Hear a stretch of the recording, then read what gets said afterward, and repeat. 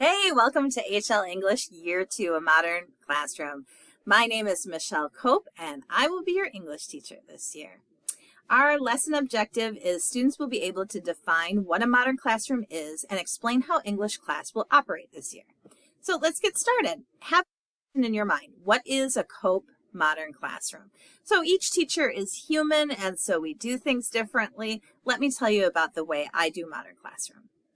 First of all, it is designed for this guy who is so bored because he is learning for the 13,000th time the same thing that he mastered 4 years ago. It's also made for this guy who is overwhelmed with the new material only to hear the teacher say, "Ready for the next lesson?" And that guy doesn't even know how to ask for help. So Modern Classroom is designed to alleviate these problems and to make you a much happier SpongeBob. Let me explain how. Here's the definition. Modern Classroom is a class where teachers use instructional videos instead of lectures so students can move at their own pace, getting help when needed, and moving to the next lesson after showing mastery of the content. Let's dig in a little bit deeper.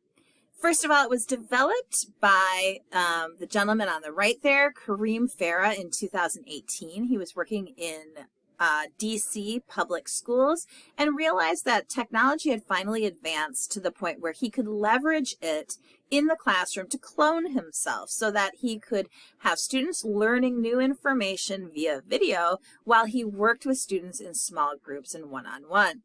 And he got a colleague to help him design the course, and it ended up being really successful.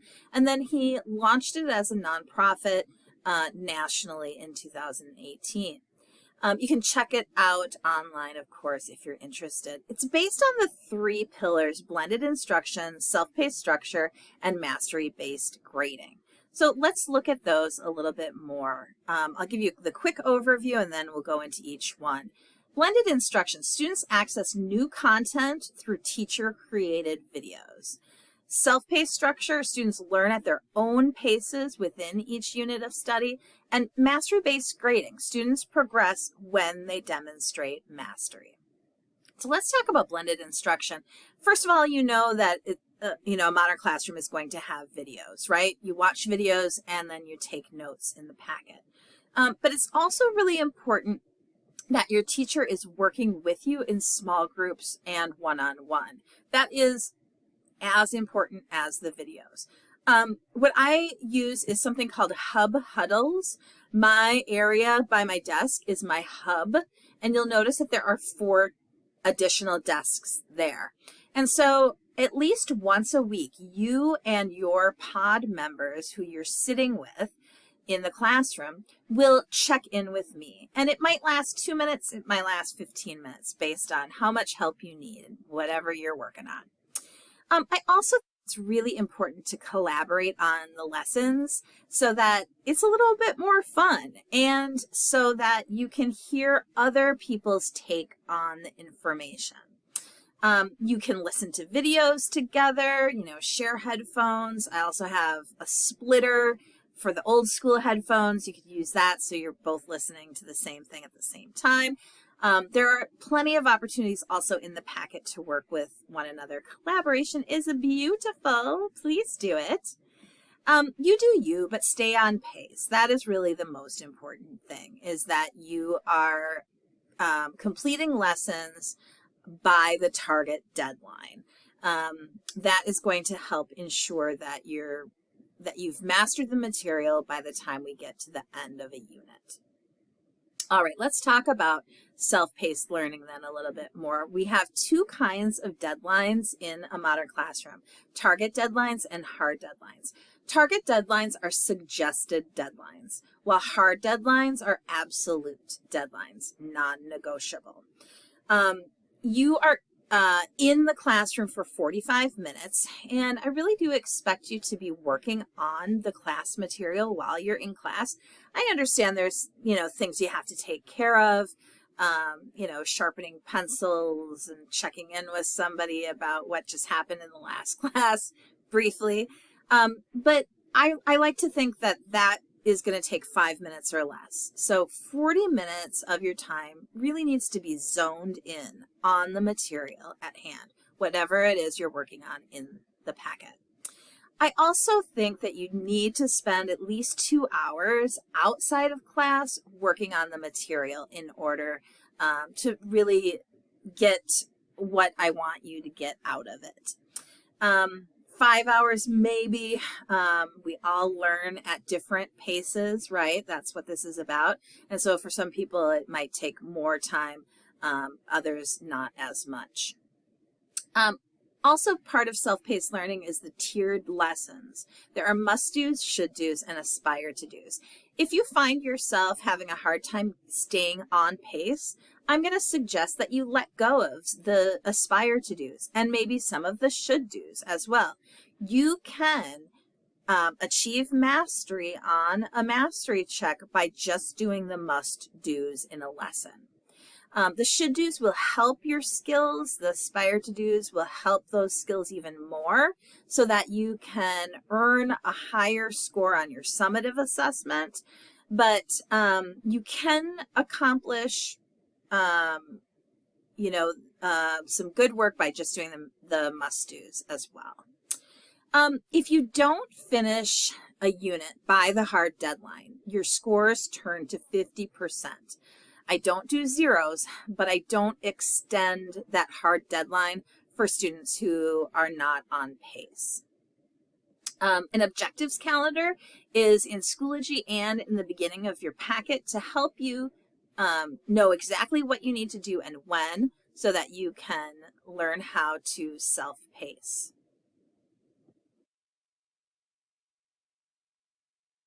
Here is an objectives calendar. There's two kinds. The first is the visual kind, and so you can see it's just got the weeks in rows and the days in columns.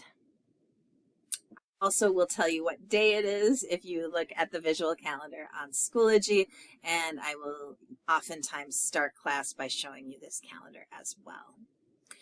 The detailed objectives calendar shows you the names of the lesson, the target dates, the skills, the lesson objectives, and the steps needed in order to complete each lesson. So it has all of that good detailed information for you. The pacing tracker also will help you stay on pace. It's public and it's in Schoology, so you'll see what lesson you're on. And it will tell you if you're on pace, catching up, or ahead of pace. Your goal is to stay on pace. Look for people who are on the same lesson or maybe ahead of you and ask for help if needed. Collaboration is beautiful. It's really to help you work on your self-pacing skills. And it is also for me to quickly see who needs more help self-pacing. Do I need to reach out to a counselor or a parent to help that person get on pace? Whoops, I'm going a little too fast. This is the pacing tracker by lesson page. And so you can see everyone here who's on pace, 6.5. These folks are ahead of pace. These folks are all catching up. The yellow highlight means that those students need to revise a mastery check in order to move to the next lesson. Revisions are common, nothing wrong with them. It's how we learn. Here is the by name page, and so you can see we have a little more detail here about what you have to do, like Bright's name was highlighted in here. We can see why he needs to revise 6.3.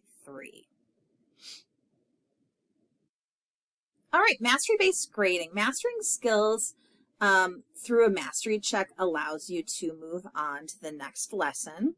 And a reminder that you're eligible for the summative assessment only after showing mastery on all lessons in a unit. And typically there are 5 to 8 lessons in a unit, so 5 to 8 mastery checks. The mastery check call is that you take the mastery check in class without electronics, independently, but with notes and your book. if we are reading a book at the time. So they are open note, but you cannot use any electronics, not your Chromebook, not your phone, of course. And you got to do it on your own without talking. The hard deadline for mastery checks is important. It's the last day that you can do a mastery check in order to be eligible for a summative assessment. For Unit 0, we have one of these at the end of the unit. For other units, we will have two. We'll have one halfway through the unit, and they're called mid-unit hard deadlines, and one at the end of the unit. All mastery checks must be completed by those deadlines in order to be eligible for the summative assessment. The summative assessment, of course, is worth 80% of your grade. In this class, it'll always be an essay. We are writing heavy this year. All right, now you know a little more about modern classrooms, a class where teachers use instructional videos instead of lectures so students can move at their own pace, getting help when needed, and moving to the next lesson after showing mastery of the content. I'm looking forward to working with you, and now you can move on to the next video.